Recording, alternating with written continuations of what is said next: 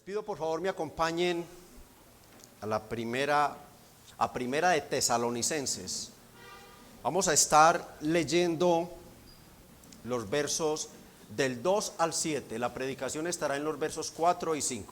Voy a leer el verso 2, la iglesia el verso 3 y todos nos encontraremos en el verso 7 para que lo leamos a una voz. Verso 2: damos siempre gracias a Dios por todos vosotros, haciendo memoria de vosotros en nuestras oraciones. Toda la iglesia.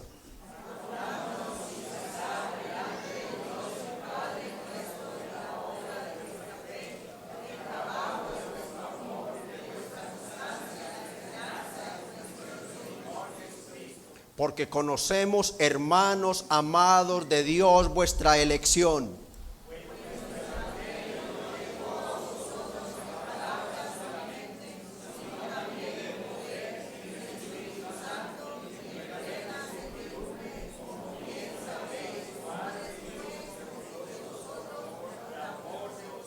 Y vosotros vinisteis a ser imitadores de nosotros y del Señor, recibiendo la palabra en medio de gran tribulación con gozo del Espíritu Santo todos. De tal manera que habéis sido ejemplo a todos los de Macedonia y de Acaya que han creído. Amén. Oremos. Dios Espíritu, que en el siglo primero, allá en la ciudad de Corinto, en algún lugar, inspiraste al apóstol Pablo al momento de recibir el reporte del hermano Timoteo sobre la buena salud espiritual de esta iglesia nueva en el Evangelio. Tú que a bien tuviste inspirar a Pablo, apenas escuchó este reporte maravilloso de fe de esta iglesia ejemplar, a escribir, Señor, esta carta para dar gracias por esa salvación visible de estos hermanos, para motivarles a perseverar en la fe y para sacarlos de algunas dudas que tenían, unas malas interpretaciones que tenían sobre la escatología. Oh Espíritu Santo, ahora somos nosotros los necesitados de ti. Ya pasó la audiencia original de la carta. Ahora, en pleno siglo XX, Señor, te pedimos que nos ayudes. En tu gracia y misericordia vengas a nosotros y nos concedas tu gracia especial para entender, Señor, estos textos maravillosos y profundos que tanto necesita tu iglesia presente. Preséntate, Espíritu Santo, por medio de la predicación. Ayuda al débil vaso de barro que expone y a todos los débiles que escuchan. Te lo pedimos en el nombre de Cristo y para la gloria del Padre. Amén. Por favor, mis hermanos, toman asiento en silencio. Solamente vamos a hablar cuando Dios nos hable para responder con un amén contundente. De resto, guardaremos silencio. El domingo anterior iniciábamos el estudio consecutivo de esta carta. Esto es versículo por versículo y lo hicimos viendo los versículos del 1 al 3. En estos versículos vimos la presentación de la iglesia ejemplar en el verso 1b. Luego vimos la acción de gracias de Pablo por la iglesia ejemplar, verso 2, y en el verso 3 vimos la acción de gracias por las virtudes de la iglesia ejemplar. Pablo dio gracias por las obras de la fe, del amor y la esperanza que estos hermanos tenían en la segunda venida del Señor Jesucristo. Pero Pablo no ha terminado su acción de gracias. En esta mañana estaremos revisando los versos 4 y 5 en los cuales Pablo continúa en su espíritu de gratitud.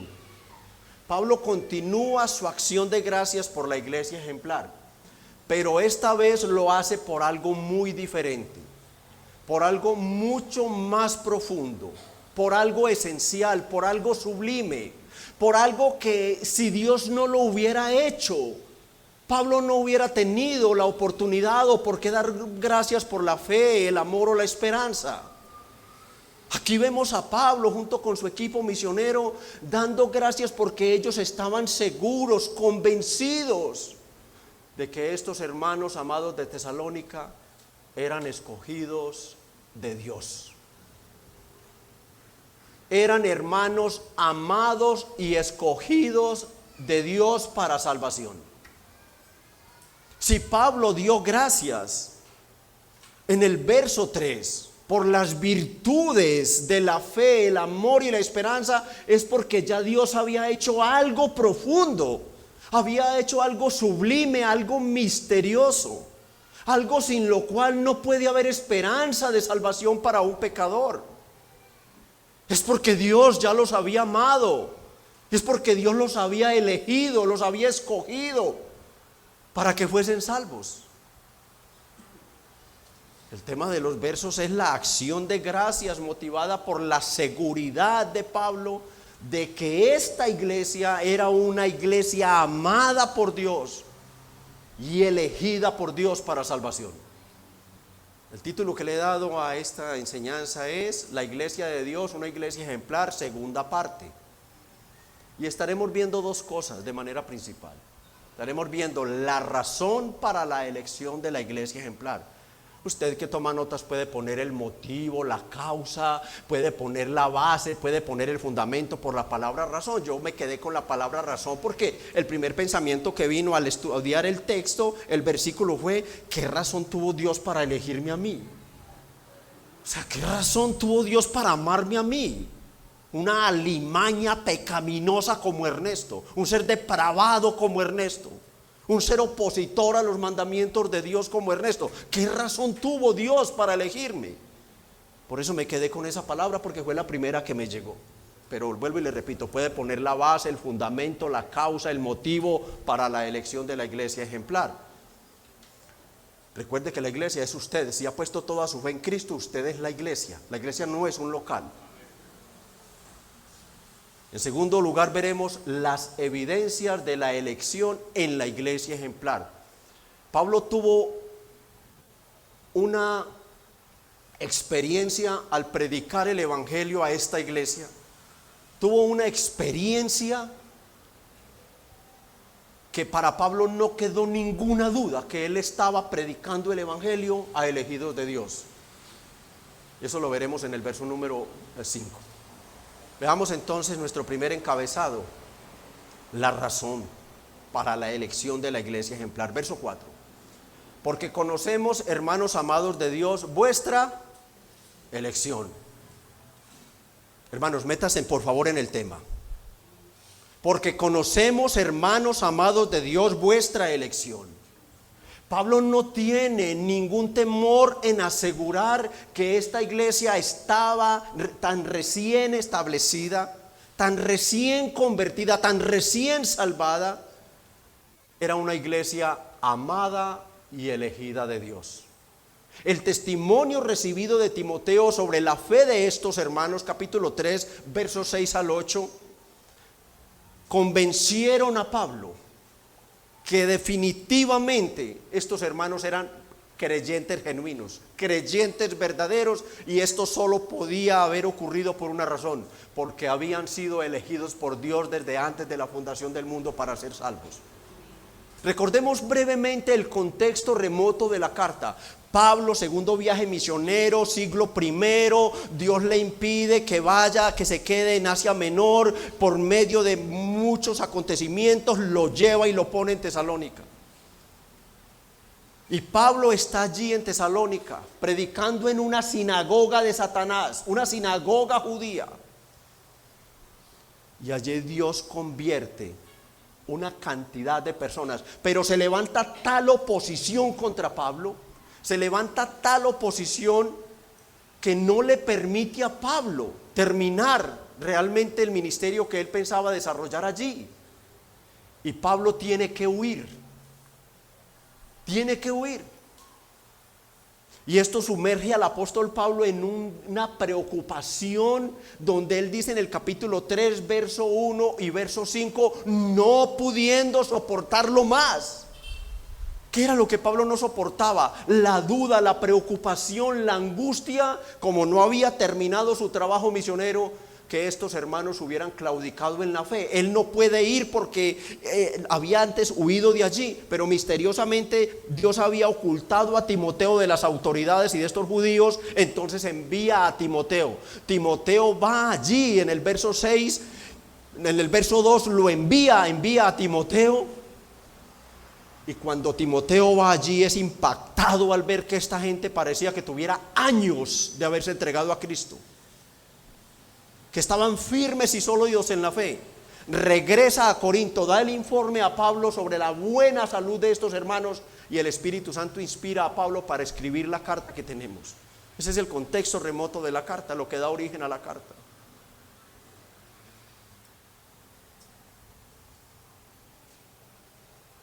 Es una iglesia que Pablo estaba seguro que había sido elegida por Dios. Y Pablo está dando gracias, dice, porque estamos seguros que ustedes, hermanos amados, son elegidos. Y por tal razón, hermanos, este es el motivo principal para dar gracias a Dios. ¿Por qué, hermanos? Porque todo lo demás que recibimos como creyentes y todo aquello que nos puede motivar a dar gracias a Dios, como la fe, el amor y la esperanza y todo lo demás, se desprende de este hecho asombroso, sobrenatural. Dios, antes de crear el mundo, te conoció en su presencia, te conoció. Antes de crear el mundo se ocupó en algo que era más importante para Dios, y fue elegirte para salvarte y tenerte con Él para siempre. En su presencia, Él sabía la maldad y la depravación que te iba a dominar. Él sabía los años de perdición que ibas a tener. Él sabía cuántos años ibas a durar en tu pecado. Él en su presencia lo vio todo. Pero Él te amó y te eligió por encima de papá, de mamá, de la abuelita, del tío, del sobrino y hasta del hijo.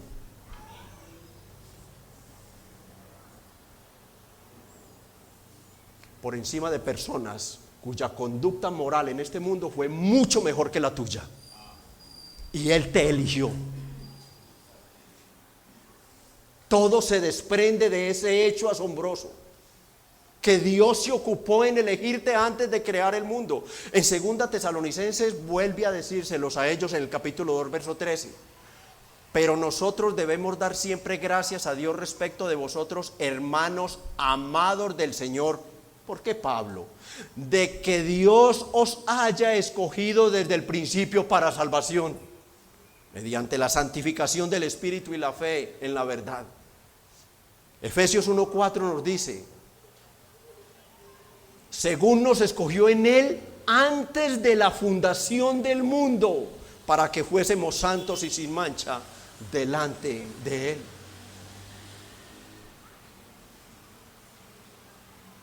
Pero viene entonces la pregunta de nuevo: ¿por qué razón, hermanos? ¿Por qué razón elige Dios a seres pecadores cuando Él los odia? Su palabra dice que la ira está de continuo sobre los pecadores. Él los odia. ¿Qué movió a Dios, hermanos?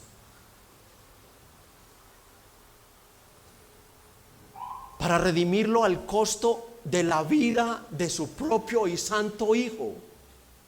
¿Qué fue lo que movió a Dios para elegirte por encima, como ya dije, quizás de esa buena persona que fue tu madre, la cual, por buena que haya sido, si no creyó en Cristo, está en el infierno? Y tú, el hijo malhechor, ingrato y todo lo demás que tú sabes que hiciste, ahora resulta de que eres ciudadano del cielo. ¿Qué fue? ¿Qué fue lo que Dios te movió a sacarte del robo, del crimen, de las drogas, del licor, de la pornografía, del adulterio, de la fornicación y demás maldades condenatorias? ¿Qué fue lo que movió a Dios? Pues Pablo nos lo dice, mis hermanos. Verso 4: porque conocemos, hermanos amados de Dios. Pablo nos está diciendo que la razón, la base, fundamento, causa o motivo por la cual Dios elige a un pecador enemigo en su mente, muerto en delitos y pecados, no se trata de ningún mérito en él, porque no lo hay.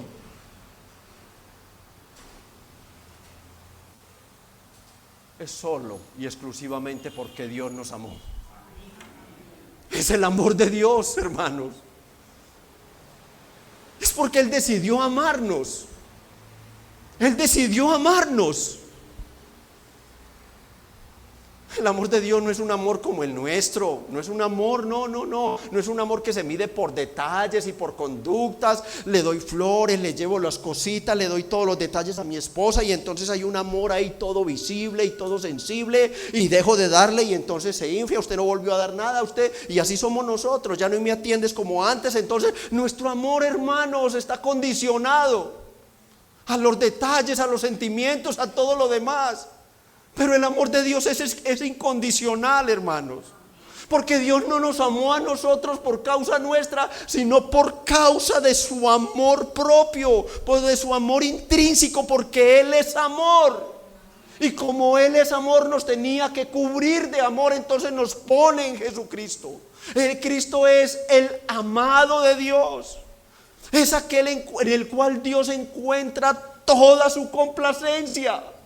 Y al ponerte en Dios, al cubrirte con Dios, tú eres amado de Dios, tú eres complacencia de Dios. Es un amor intrínseco, es un amor eterno, como le dijo a Jeremías en 31:3.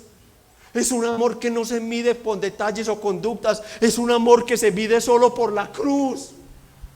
Tu amor está condicionado es a la cruz, a la perfecta cruz, a la bendita cruz, a la poderosa cruz, a la obra de Cristo en la cruz. Dios no te está midiendo cada día por lo que haces, por lo que piensas o por lo que haces. Él ya te midió en la cruz, ya te juzgó en la cruz, ya te castigó en la cruz, ahora te ha absuelto en la cruz porque te ama. Porque te ama en Cristo. Y ese amor, Dios como Padre amoroso, es como si dijera: mis hijos son tan duritos para entender. Oh, pobrecitos mis hijos, yo tengo que hacer algo para que puedan comprender mi amor. Entonces Dios saca a la luz, expresa, muestra, hace público su amor. ¿Cómo lo hace? Romanos nos dice: mas Dios muestra su amor, Romanos 5:8. Mas Dios muestra su amor, muestra. Tú no puedes dudar de que Dios te ama cuando miras la cruz. No puedes dudar de que Dios te ama con un amor que sobrepasa todo entendimiento. Dios te ama y tus pecados no estorban que Él te ame. No estorban. Por eso el pecador corre cuando el creyente, cuando peca, corre y confiesa su pecado y continúa disfrutando de las delicias del amor del Padre. No, Dios muestra su amor para con nosotros. Es que siendo aún pecadores, Él sabía que íbamos a pecar. Él conocía todo de antemano. Pero aún en ese estado, la cruz nos dice que Él nos muestra su amor en que Cristo murió por nosotros. Hermanos, si no negó ni a su Hijo Jesucristo, 8:32 de Romanos, si no negó ni a Jesucristo por pecadores como nosotros, hermanos, ¿cómo podemos dudar de su amor? ¿Cómo podemos los pastores en una consejería encontrarnos con hermanos y hermanas que nos digan: pastores, que estoy triste, nadie me ama? Ay, no, nadie me ama, pastor, nadie me ama. ¿Cómo es posible eso? ¿No has entendido que Dios te ama con amor incondicional, con amor eterno? Hace poco se nos predicó sobre la historia de Lea. ¿Cuántos años estuvo Lea? Jacob no me ama. ¿Cuántos años? Hasta que reaccionó y entendió que era el amor de Dios lo que necesitaba, lo que cubría todo, lo que llenaba todo. No es el amor de mi esposo, no es el amor de un hombre, no es el amor de una mujer, no es el amor de nadie. Es el amor de Cristo el que constriñe mi corazón. Es el amor. Esta es la base, mis hermanos, para la elección. Un amor incondicional, un amor intrínseco. Efesios 2:4. Pero Dios, que es rico en misericordia. Y escuchen esto: por ese amor condicionado, ese amor es que si yo, no, hermanos, por su gran amor con que nos amó, por su gran amor con que nos amó, pídele a Dios que nunca tú vuelvas a decir: yo no me siento amado o amada en la iglesia. No, pídele a Dios, porque eso es pecado. Porque primero tú eres la iglesia, y pensar mal de la iglesia es pensar mal de ti mismo. Y dudar del amor de Dios es pecado, porque ya te dio la prueba. Ya te demostró que te ama de tal manera que no escatimonia lo más precioso para Él, para librarte de su propia ira eterna en un infierno. Nos ama, aunque ninguno de los elegidos era apto para ser amado. Ninguno de nosotros era digno de su amor, sino de su ira. Hermanos, no hay ningún mérito personal que pudiera mover a Dios a amarnos. Lo único que aportamos para que nos ame y para nuestra salvación fue nuestro pecado. Fue nuestro pecado lo único que aportamos, hermanos. Él nos amó porque quiso. Y porque nos amó, nos eligió. Nos amó porque quiso. Y porque nos amó, nos eligió. La elección es una determinación tomada única y exclusivamente por Dios en base a su propio amor, en base a su propia santa y libre voluntad, en base solo a Jesucristo. La doctrina de la elección incondicional no es una doctrina solo para creerla, sino para amarla. Para amarla. ¿Por qué? Porque sin ella, ni Pablo, ni tú, ni yo hubiéramos podido escapar de la ira venidera. Pensé que iban a decir amén, hermanos. Hermanos, si Dios no te elige, te vas al infierno.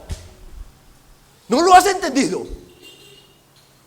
Tú no elegiste a Dios. Quizás aquí hay unos todavía con el corazón hinchado. ¿Cómo que no? Lo único que aportaste fue tu maldad, tu pecado. Efesios 2:1 dice que Él te dio vida cuando estabas muerto en delitos y pecados. Raza de pecadores es lo que somos. Una generación depravada, que no tuvimos en cuenta a Dios para nada, que solo merecíamos el infierno, la condenación y la ira. Lo único justo era que Dios no hubiera elegido a nadie y a todos los hubiera echado al infierno. Es lo único justo. Si Dios tenía que hacer algo, era condenarnos. Él no tenía por qué salvarnos, pero a Él le plació amarte y elegirte para salvación. Y tú debes vivir en un espíritu de gratitud constante, porque sin la elección incondicional no existiría la más mínima posibilidad de que un pecador se salvara.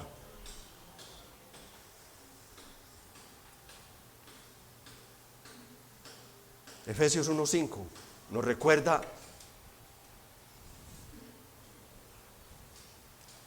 que esto ocurrió.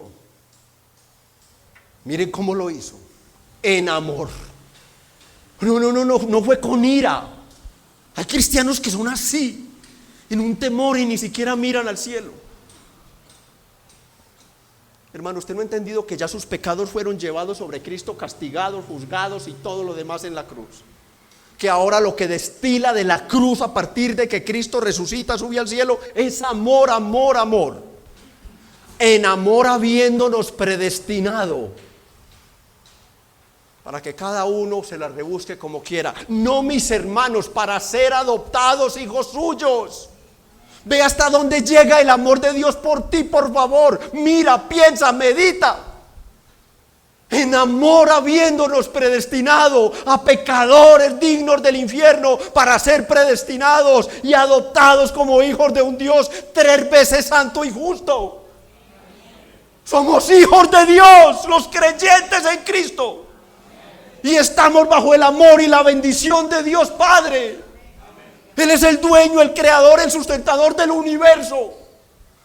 Somos el tesoro de Dios, lo más hermoso para Dios, lo más digno de amor es la iglesia de Jesucristo.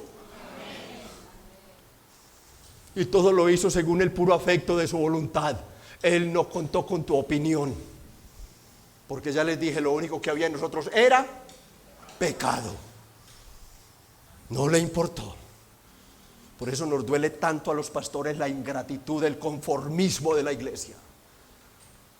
¿Cuántos hay aquí sentados cuya conducta deja demasiado que desear de un cristiano? Que ni siquiera batallan día tras día, ni siquiera en su familia, para hacer un resplandor de luz, de oración y de santidad. ¿Cuántos? Es que no has entendido el amor de Dios por ti en Jesucristo.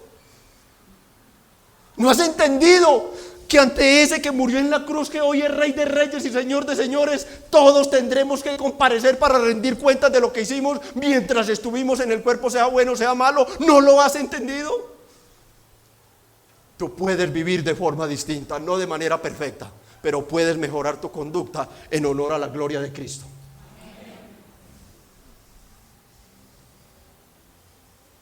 La salvación tenía que venir de parte de Dios. Y Él lo hizo empezando por amarte y por elegirte.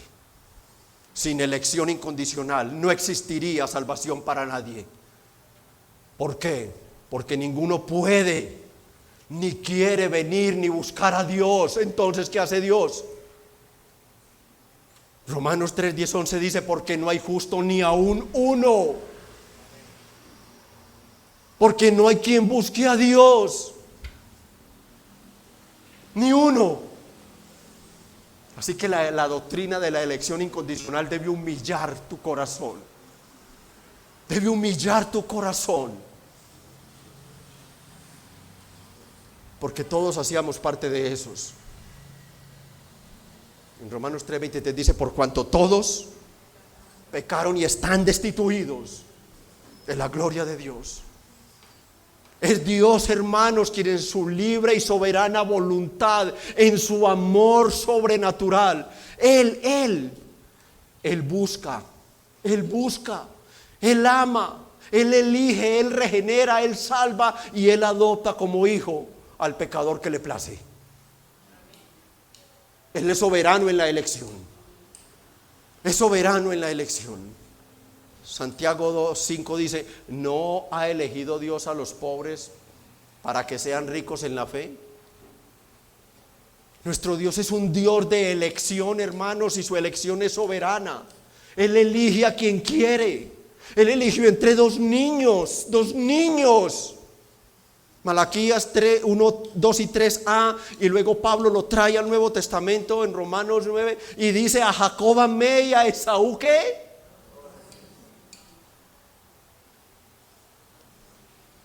Y tú debes temblar, porque así como te eligió para amarte y salvarte, pudo haberte elegido para odiarte eternamente. Fuera que había algo mejor en ti, que había mejor en Jacob o que Esaú, que había allí. No, esos dos niños iban a nacer, iban a empezar a crecer, y ¿qué iban a hacer todos dos? Pecar.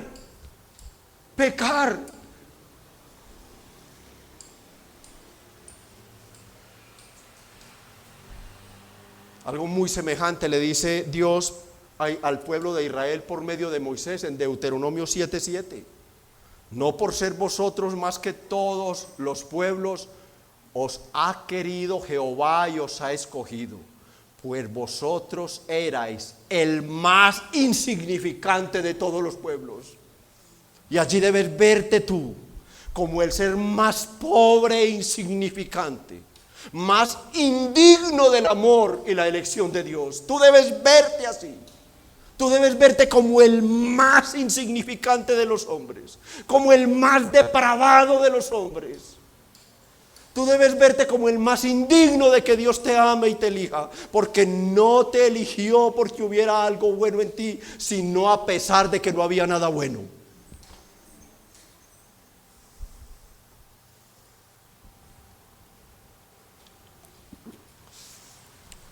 Una doctrina muy objetada, mucho. No voy a detenerme, porque la iglesia bíblica es una iglesia segura de la elección, de que Dios escoge, de que Dios predestina. Aunque algunos se molestan y digan: la elección anula la libertad del hombre. ¿Dónde queda el libre albedrío? Otros dicen: la elección hace del hombre un títere en las manos de Dios. Dios no es cruel, Dios no somete a nadie. Otros dicen es una doctrina solo para grandes teólogos, eso no se le predica a una iglesia. Otros dicen es mala porque anula el evangelismo, y así sucesivamente tienen una cantidad de objeciones contra esta santa y bendita doctrina bíblica. La iglesia de todos los tiempos ha creído, practicado, enseñado, descansado en esta bendita doctrina de la elección. Es una doctrina necesaria para todo creyente, sea cual sea el tiempo que lleve en la fe.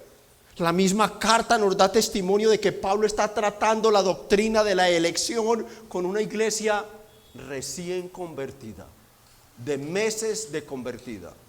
Y Pablo está tratando esta preciosa y maravillosa doctrina para darles confianza y seguridad de que su salvación era plena, total, en razón a su elección. Y una de las razones por qué no gusta es porque humilla al hombre, lo humilla, porque le hace ver su incapacidad total para buscar a Dios y salvarse por sí mismo, y por tanto da toda la gloria a Dios. Humilla el corazón del hombre porque él siempre quiere decir, no, es que yo sí era malo, pero no tanto. No, más malo tiro fijo, Pablo Escobar, no, yo no. Él siempre quiere aportar obras, él siempre quiere aportar su esfuerzo, él siempre quiere poner algo para su redención, para sacar pecho y delante de Dios y decir, es que Dios me tenía que salvar porque él sabía que yo iba a creer. Sí, como no, moñito, tú estabas muerto en delitos y pecados. Tú eras una masa putrefacta de pecado, como dice el profeta, podrida llaga desde la corona hasta la punta del dedo del pie, masa podrida de pecado. No, él lo único que vio en ti fue tu maldad. Él no te escogió porque hubiera nada bueno, te escogió a pesar de que no había nada bueno en ti.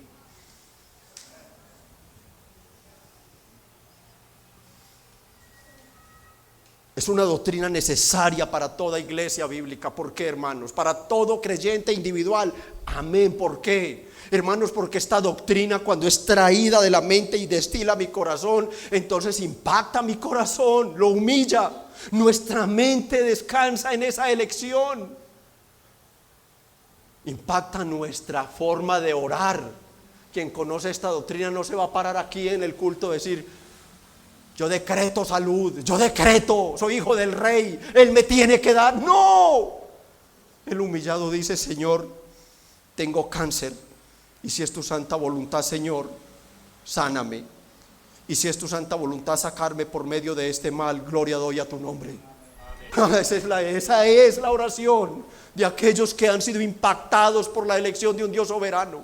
Ellos no están exigiendo, demandando nada de Dios, porque ellos saben que todo, absolutamente todo lo que han recibido destila de la gracia de Dios en la cruz.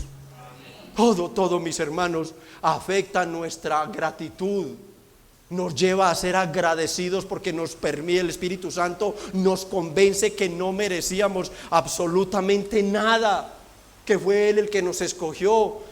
Afecta nuestra adoración, ahora le adoramos con un corazón contrito y humillado. Afecta nuestra evangelización, porque esta carta y toda la Biblia nos enseña que los elegidos se van a salvar, pero ¿sí qué? Si escuchan el evangelio. La elección incondicional es una doctrina fundamental, hermanos, y esto es maravilloso porque aumenta nuestra seguridad de salvación. Oh, hermano, usted puede respirar tranquilo. Es que usted no tomó parte en este tema, mi hermano. Dios lo amó y lo eligió para salvarlo porque Él quiso. Es una doctrina que aumenta nuestra seguridad de eterna salvación. Y todo lo hizo por ese amor bendito y maravilloso, mis hermanos. Podría alguien preguntar, pero pastor, la Biblia no habla o no dice que Dios es amor. Sí, esto lo dice en primera de Juan 4:8. Bueno, pastor, entonces no se presupone que si Él es amor, entonces Él ama a todo el mundo por igual. Sí y no. Él los ama a todos, toda su creación, pero no con el mismo amor. No a todos. No.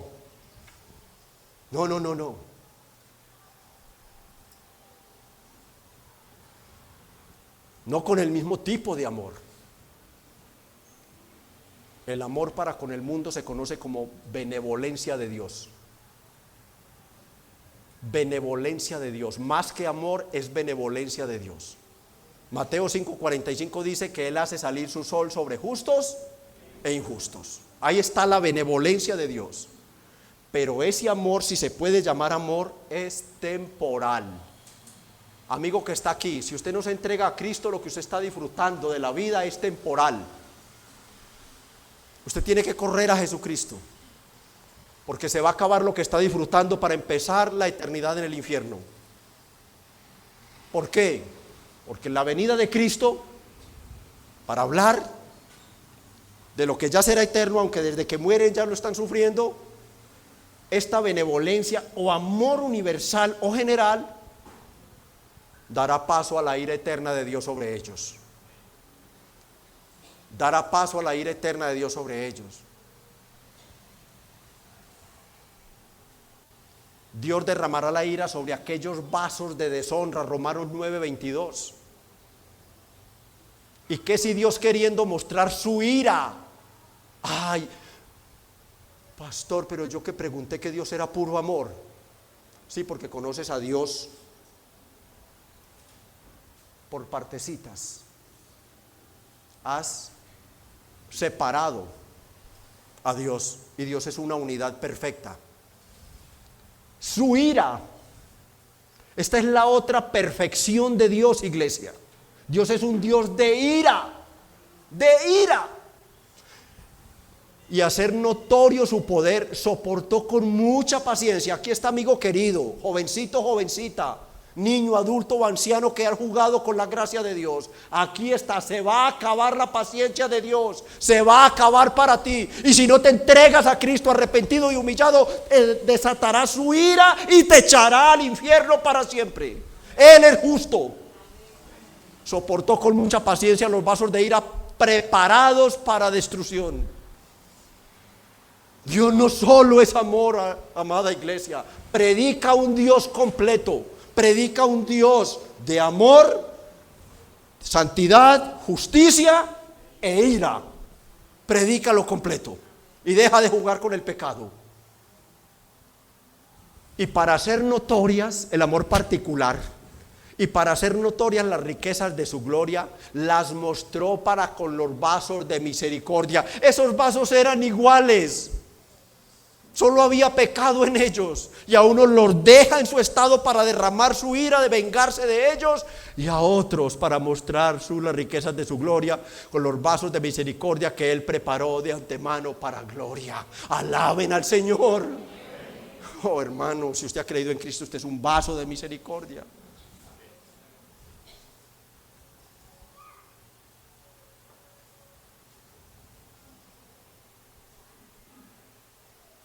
Es un amor particular por personas particulares. Y esto queda demasiado claro en un texto que por tiempo no voy a hacer todo lo que podría hacer, pero vamos a mirar algo de manera rápida. Juan 17:9. Vamos a ir allí solo a Juan 17:9. Miren, el Señor está orando, está en plena comunión y relación en intimidad con el Padre.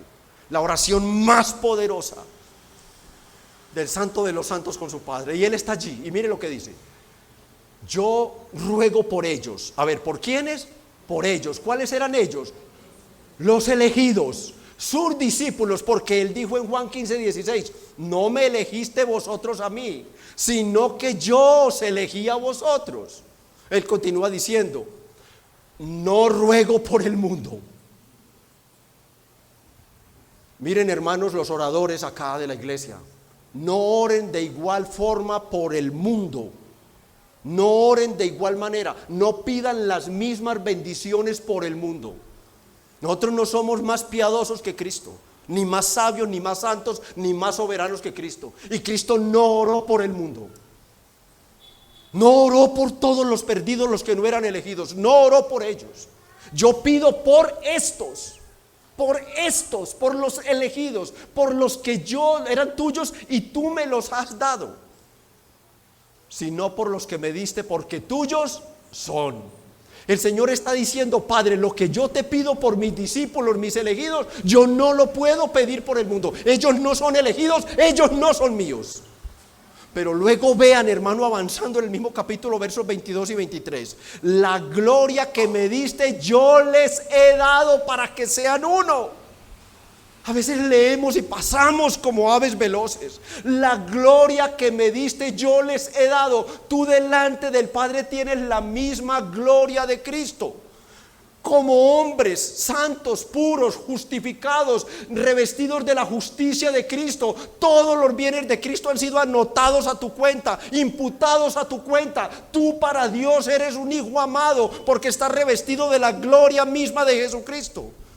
Los del mundo no. Así como nosotros somos uno en unidad. Mire lo que continúa diciendo: yo en ellos como tú en mí, para que sean perfectos en unidad. Estamos escondidos en Cristo, cubiertos de Jesucristo. Estamos en Cristo, mis hermanos, pero miren lo que continúa diciendo ahora: para que el mundo conozca que tú me enviaste. Y miren la joya, miren, hermanos, y que los has amado a ellos como también a mí me has amado. ¿Qué está diciendo? La Biblia de las Américas, la Nueva Biblia de las Américas, traduce que los amaste tal como me has amado a mí.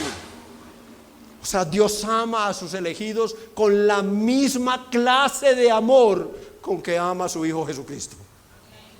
Y eso es mucho, mis hermanos. Eso es muy profundo, mis hermanos. Dios te ama con la misma clase de amor con que ama a su Hijo Jesucristo. Para eso nos puso en Cristo, para que fuéramos como uno solo delante de Él. Nunca olvides esto, amigo, hermano, a los amigos arrepiéntase ni crean en Cristo. A los hermanos, nunca olvides que Dios te ama porque Él decidió amarte, y porque decidió amarte te eligió para ser salvo. Pero nunca olvides esta otra parte: no por lo que eres, sino a pesar de lo que eres.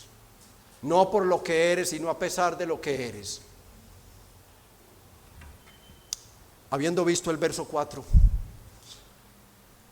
la razón para la elección, veamos entonces en segundo lugar las evidencias de la elección en la iglesia ejemplar.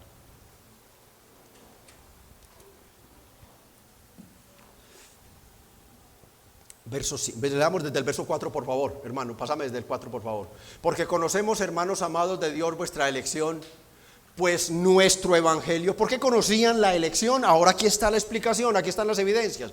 Pues nuestro evangelio no llegó a vosotros en palabras solamente, sino también en poder, en el Espíritu Santo y en plena certidumbre, como bien sabéis cuáles fuimos entre vosotros por amor de vosotros. Este versículo se puede sintetizar diciendo o resumir de la siguiente manera. Dice Pablo: yo sé que ustedes son amados y elegidos de Dios por la obra que Dios hizo en ustedes por medio de la predicación del evangelio que les llevamos. Ahí está resumido el versículo. La Biblia de las Américas traduce: como sabéis qué clase de personas demostramos ser entre vosotros por amor de vosotros. Como mencioné, algunos dicen que la doctrina de la elección es mala porque elimina el deber de compartir el evangelio con los perdidos. Nada más falso que eso. Por el contrario, la doctrina de la elección hace indispensable el evangelio. Y el ejemplo que tenemos es el de la misma carta. Soberanamente Dios impide que Pablo se quedara en Asia Menor confirmando las iglesias. Esto lo encontramos en Hechos 16, 6 al 10. Y atravesando Frigia y la provincia de Galacia, les fue prohibido por el Espíritu Santo hablar la palabra en Asia. Y cuando llegaron a Misia intentaron ir a Bitinia, pero el Espíritu no se lo permitió. Y pasando junto a Misia descendieron a Troas. Y se le mostró a Pablo una visión de noche. Un varón macedonio estaba en pie rogándole, diciendo: pasa a Macedonia y ayúdanos. El obrar soberano de Dios en el establecimiento de la iglesia de Tesalonicenses. 1000 kilómetros, dicen los historiadores, que como mínimo 1000 kilómetros recorrió el apóstol Pablo, para cumplir el clamor de este hombre. ¿Eran elegidos? No nos queda la menor duda. Pero ¿qué necesitaban los elegidos de Macedonia para ser salvos? Que Pablo viajara 1000 kilómetros, que pasara por la cárcel, los azotes, y que llegara a estos hermanos para salvarlos. ¿Por qué? Porque Dios decretó salvar por elección, pero también decretó el medio para salvarlos. Primera los Corintios 1:21 dice: Dios ha decretado salvar a los creyentes, a los elegidos, por la locura de la predicación. Por la locura de la predicación. Y según de Timoteo, Pablo dice, 2:10 dice: todo lo soporto por amor a los elegidos.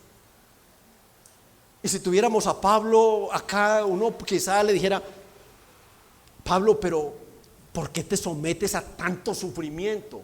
Pablo, ¿por qué la cárcel? ¿Por qué los azotes? Pablo, si son elegidos, Dios es fiel. Pablo, si son elegidos, se van a salvar. Pablo respondería: los elegidos de Tesalónica se salvarán, pero si voy y les predico el evangelio con Silas y Timoteo. Los elegidos se salvarán, pero si les predicamos el evangelio. Esta semana, el martes, pude entrar un ratico a la clase que están dando sobre evangelismo los martes a las 7 de la noche, el hermano Esteban Olarte. Y sería más hipócrita de lo que soy si les dijera que no sentí tristeza por ustedes, por la iglesia. Porque una iglesia de cerca de 200 personas y habían 13 personas conectadas a las 7 de la noche. O sea, son tan poderosas tus ocupaciones. Conoces tanto el evangelio, sabes qué es el evangelio, sabes qué no es el evangelio. ¿Realmente sabes cómo abordar a una persona para explicarle el evangelio? Es que estás tan lleno de conocimiento, hermano o hermana, que no puedes sacar una hora para conectarte. Un siervo de Dios que ha estudiado, que ha preparado, que se ha esforzado, que ha orado, y tú no puedes conectarte porque estás viendo que las noticias o cuál novela o qué estás haciendo.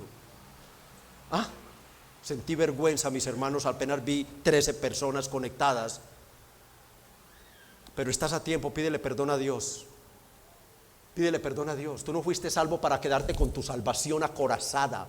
Tú fuiste salvo para hacer luz para el mundo. Para llevar el mensaje, para impactar tu familia primeramente, para advertirle sobre el cielo y el infierno, para advertirle sobre la ira de Dios, pero hacerlo de manera bíblica. Hacerlo de acuerdo a los parámetros dados por el evangelio en las Sagradas Escrituras. Conoces tanto la doctrina del evangelio que no estás recibiendo estas clases. Hace poco invitamos la iglesia para dar un discipulado a las personas más nuevas presencialmente, y el primer día vinieron 2. O sea, ¿estás tan rico ya? ¿Eres tan rico ya? ¿No necesitas nada ya? Pablo se quedó en palotes comparado con tu teología y tu doctrina. Ya estás lleno. No, mi hermano. No, mi hermano. Si ya sabes, continúa aprendiendo. Continúa fortaleciendo todo lo que sabes. Nosotros tenemos el deber de ofrecerles, pero ustedes la responsabilidad de aceptar. Y están siendo irresponsables, iglesia. Están siendo irresponsables. No están acatando el llamado. ¿O es que cuando salgamos dentro de un mes a las calles vamos a salir 13 apenas? ¿Cuántos vamos a salir a las calles a impactar a Bello? Tú no quieres, no suspiras por la salvación de los perdidos. Entonces, ¿por qué no aceptas? El martes conéctate a la clase a las 7 de la noche. Y si nos toca pedirle a Esteban, vuélvenos a dar las otras 2 clases anteriores, le voy a pedir a Esteban que las dé. Porque necesitamos, hermanos, necesitamos la salvación. Miren, esto es muy misterioso, pero la salvación de los perdidos en gran parte es responsabilidad ¿de quiénes? De la iglesia. De la iglesia. Y tú te sentirás muy mal estando en el cielo y ver que llega un pecador que Dios te lo puso ahí, y ver que corres a abrazar a otro y no a ti, porque tú lo tuviste y no le predicaste el evangelio. Los elegidos se salvarán, pero si la iglesia va y les predica el evangelio allá afuera. Y vamos a hacerlo, mis hermanos. Reciban la exhortación con amor, hermanos. La elección no anula el evangelismo, por el contrario, lo hace indispensable. Lo hace indispensable. Para Pablo, la evidencia de que estos hermanos eran elegidos fue precisamente la forma en que el evangelio llegó a ellos, pues nuestro evangelio no llegó a ustedes en palabras solamente, sino en poder, en el Espíritu Santo. El evangelio hay que predicarlo. Algunos dicen, no, yo soy muy temeroso para predicar, pero mi testimonio, no, tu testimonio no va a salvar a nadie. No, Dios decretó salvar a los creyentes por medio de la locura ¿de qué? De la predicación del evangelio. Lo que hace tu testimonio es fortalecer ese evangelio que estás viviendo primeramente y que luego estás predicando. Sí, por eso hay padres que en la casa nadie se les convierte. Son padres que dicen ser cristianos, pero su carácter es de un ser inconverso. No, predico, aplico y vivo y luego comparto. Es por medio de la predicación de palabras, pero mis palabras solas, sin la intervención del Espíritu Santo, por fieles que sean al evangelio, no salvarán a nadie. Por eso una de las características de los evangelistas es la oración. Son hombres de oración los evangelistas. Ellos viven rogándole a Dios que cuando prediquen el evangelio, el Espíritu Santo obre en ese ser, si es un elegido para salvación y si no, para endurecerlo y quedar destinado a la condenación. El evangelio hace esas dos obras, el Espíritu Santo digo, corta para salvación y corta para condenación, pero nosotros no nos tiene que interesar ese tema. Lo de nosotros, la responsabilidad es predicar el evangelio. Dios es el que conoce los elegidos y los no elegidos, y nosotros tenemos que predicar el evangelio a todos los que podamos. A uno los endurece, como pasó con los líderes de la sinagoga. Pablo predicó el mismo evangelio a todos por 3 sábados, Hechos 17 del 1 al 4. Pasando por Apópolis y Apolónia llegaron a Tesalónica, donde había una sinagoga de los judíos. Y Pablo, como acostumbraba, fue a ellos y por 3 días de reposo discutió con ellos, declarando, miren el evangelio, declarando y exponiendo por medio de las escrituras que era necesario que el Cristo padeciese y resucitase de los muertos, y que Jesús, a quien yo os anuncio, decía, es el Cristo. Predicó el mismo evangelio a todos. Y algunos de ellos creyeron y se juntaron con Pablo y con Silas, y de los griegos piadosos gran número, y mujeres nobles no pocas. En los elegidos la palabra llegó con poder del Espíritu Santo, iluminó la mente, les hizo ver su horrible depravación, les hizo ver su pecado, su inmundicia, les hizo ver que lo que practicaban en esa sinagoga no los podía salvar. Entendieron que necesitaban a Cristo. El Espíritu Santo les mostró la hermosura, la divinidad. Él dice, el Cristo es Jesús, Jesús es Dios, Jesús es el Señor. El Espíritu Santo hizo todo eso en ellos. No llegó en palabras solamente, como dice Tesalonicenses 1:2, 1 Tesalonicenses 2:13, llegó en el Espíritu, por lo cual nosotros sin cesar damos gracias a Dios de que cuando recibiste la palabra de Dios, que oíste de nosotros, escuchen esto, la recibisteis no como palabra de hombres, sino según es en verdad la palabra de Dios, la cual actúa en nosotros los creyentes. Hay personas que odian a los pastores porque son hombres que se creen que hablan de parte de Dios, porque están tan duros, son tan inconversos, tan pecadores, que nos miden como hombres, no entienden que es la palabra de Dios la que está obrando. Pero a otros les llegó solamente en palabras, sin el Espíritu. ¿A cuáles? A esos que no creyeron, Hechos 17:5. Entonces los judíos que no creían, teniendo celos, envidia, tomaron consigo algunos ociosos, hombres malos, y juntando una turba alborotaron la ciudad, y asaltando la casa de Jasón procuraban sacarlos al pueblo. El evangelio obra de 2 maneras, mis hermanos: obra en el poder del Espíritu para salvación, y obra para endurecer a los enemigos de Dios. Pablo dice, en plena certidumbre, como bien sabéis que fuimos entre vosotros por amor de vosotros. Ahí termina el versículo. Los comentaristas están de acuerdo en que esta convicción no fue dada a los tesalonicenses para el Espíritu, solo a los tesalonicenses para creer, no, que de manera especial esta convicción se la dio el Espíritu Santo al equipo misionero para predicar el evangelio con gran poder en medio de las tribulaciones. Hacía poco habían estado presos, aún conservaban las heridas causadas por los azotes, Y estos hermanos de Tesalónica pudieron ver el estado físico en que se encontraban, pero además el peligro latente de los opositores. Además el peligro latente de los opositores, hermanos, que los obligó a huir antes de tiempo, como dice Hechos 17:10, que de noche los mismos hermanos los sacaron en oculto para que no los mataran. Pero pudo más el amor por sus almas que el dolor, la fatiga y el peligro. Ellos predicaron con tal convicción que sus palabras mostraban que ellos estaban seguros de lo que decían, que Cristo había muerto y resucitado para perdón y salvación para todo aquel que creyera, y que Jesús era el Cristo. Ellos veían una convicción tremenda en estos hombres. Y esto debe, hermanos, impactarnos y ayudarnos a nosotros cuando prediquemos el Evangelio. Debemos hacerlo con tal convicción que aunque el oyente no crea el mensaje que le estamos dando, queden convencidos que nosotros sí lo creemos, que vean en nosotros seguridad y confianza, mis hermanos. Para concluir, a manera de aplicación, mis hermanos,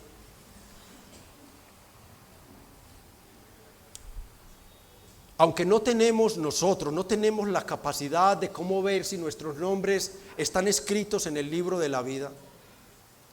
Dicho sea de paso, no se puede interpretar literal el libro, un gran libro donde hay billones y billones y billones de nombres escritos en el cielo. No.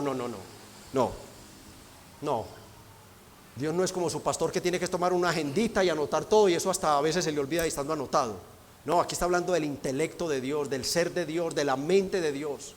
Dios conoce a todos por su nombre, mis hermanos. Él no necesita estar escribiendo cosas, hermanos. Todo lo conoce Dios. Y aunque no podemos entrar en la mente de Dios, ¿quién conoció la mente de Dios? Dice Pablo allá en Romanos. Todo creyente sí puede saber, y con gran certeza, que es un amado y elegido de Dios. ¿Cómo? Por lo que hemos visto, por la obra del Espíritu Santo. Voy a hacer una especie de preguntas y tú te las respondes a ti mismo. ¿Recibiste la predicación y la recibes como palabra de Dios, como es en verdad y no de hombres? ¿Crees que la Biblia de principio a fin es la palabra de Dios? ¿Sabían que por ahí hay personas creyentes que dicen que determinados libros del Antiguo Testamento no son inspirados de Dios porque es que por ahí no se ven los nombres de Dios? Ellos son más sabios y más iluminados y más inspirados que Pablo, que dijo en 2 Timoteo 3:16, toda la escritura es inspirada por Dios. Y no existía sino el Antiguo Testamento, de Génesis a Malaquías.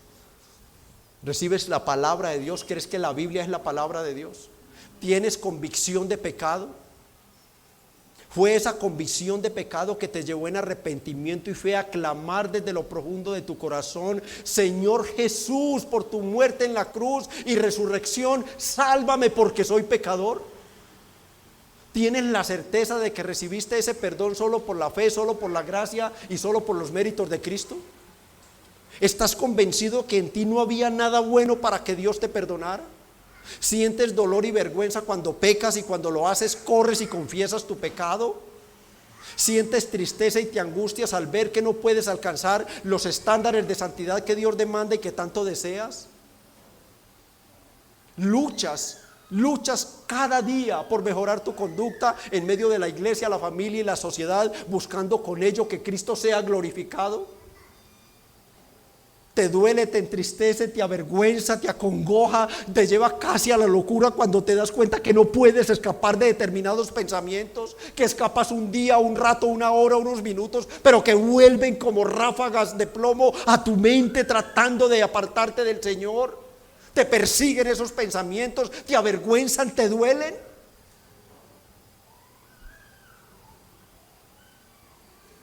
¿Te esfuerzas por ser cada día un mejor cristiano? ¿Tienes tú tu fe solo en Cristo? ¿Amas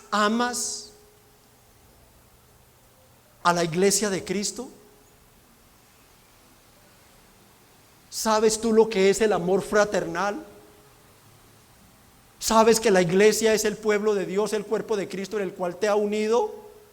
Y que en la iglesia nadie es igual al otro porque somos miembros como los de un cuerpo. Y que porque el uno sea diferente a mí no lo puedo despreciar. ¿Tienes eso claro en tu mente?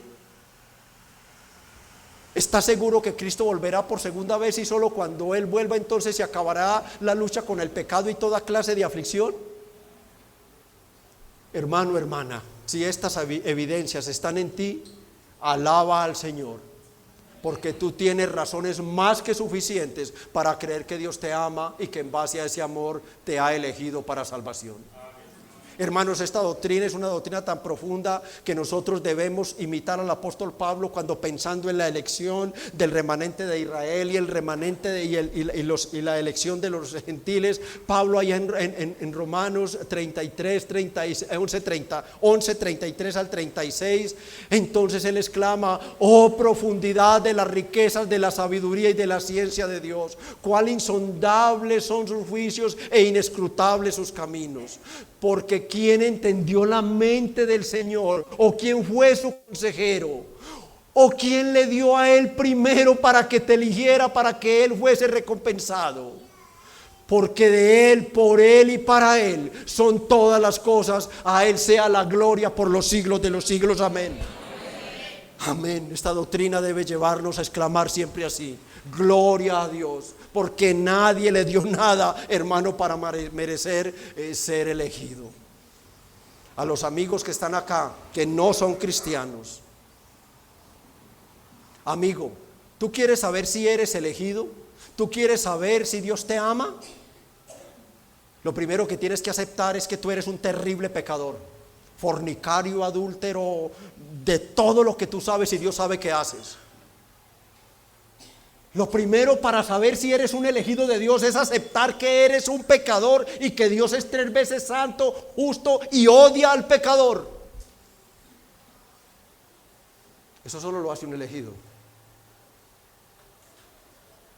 Si quieres saber si eres un elegido o amado y elegido por Dios, acepta que por ti mismo no te podrás salvar, que al morir irás al infierno si es por tus propios esfuerzos o tus méritos.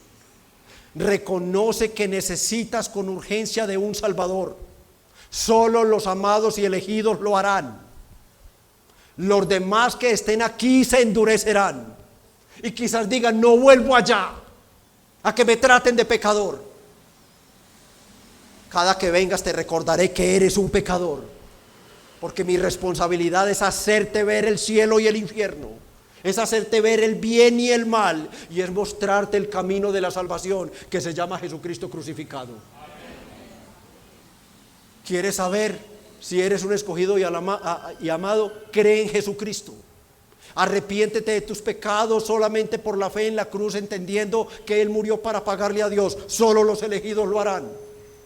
Solo ellos aceptarán que tienen que entregarse a Cristo en alma, vida y chequera, que tendrán que entregarse a Cristo con todo, porque de Él, por Él y para Él son todas las cosas, amigo. A Él sea la gloria y no a ti. Solo ellos, los elegidos, aceptarán a Cristo como Señor y Salvador. Solo los elegidos lo harán. Así que, amigo, ven en esta mañana a Jesucristo y escapa de la ira venidera. Es lo que puedo hacer por ti. Inclinen su rostro y hagamos una breve oración de gratitud. Padre, te damos gracias, Señor, por el Evangelio. Señor, que tu iglesia nunca deje de amar y de predicar el Evangelio, no solo a los perdidos. A veces creo que los más necesitados del Evangelio somos los creyentes mismos.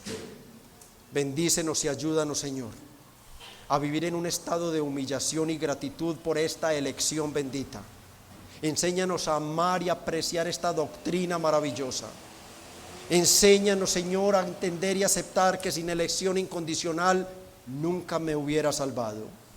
Oh, gracias por elegirme a pesar de lo que soy, a pesar de lo que viste, a pesar de lo que seré, Señor, hasta el día de mi muerte.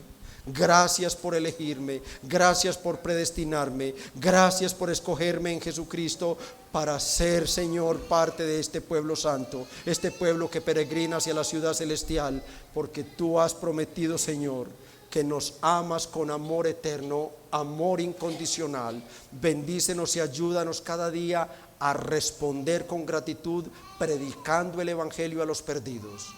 Ayúdanos, oh Padre bendito, a ser una iglesia que evangeliza, una iglesia que comprende que los elegidos, solo los elegidos se salvarán pero se salvarán a través de la predicación del Evangelio.